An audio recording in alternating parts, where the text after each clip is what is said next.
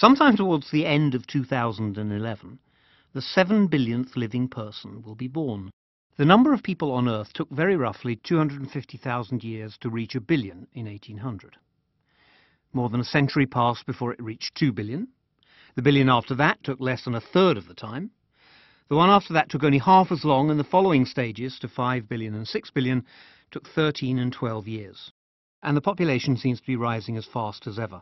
The most recent billion, again, took only a dozen years. Yet the era of acceleration is over, and this is just as important to understand as the continued rise in the population. The population has gone on rising because of what happened in the 50s and 60s. This was the period of the baby boom in rich countries and very high birth rates in poor ones. But momentum is shifting.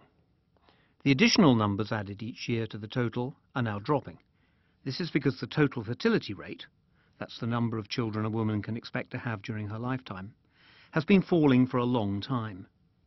That means families are getting smaller, and the underlying impetus towards population growth has dropped.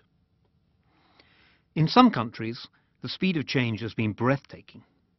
In Iran, fertility fell from 7 to below 2. Sometime in the next few years, the world will reach another milestone.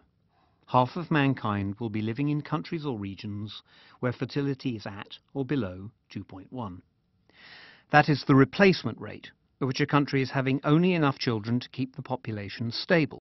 It means population growth will slow down and give the world a bit more time to deal with its demographic and environmental problems. The current increase in population rise is the last that will happen in such a short space of time. The next billion will take slightly longer, about 14 years, and the billion after that, which raises the population to 9 billion, will take 20 to 25 years. By 2050, the momentum of population growth may have slowed almost to zero. It will be a more crowded, but more stable world.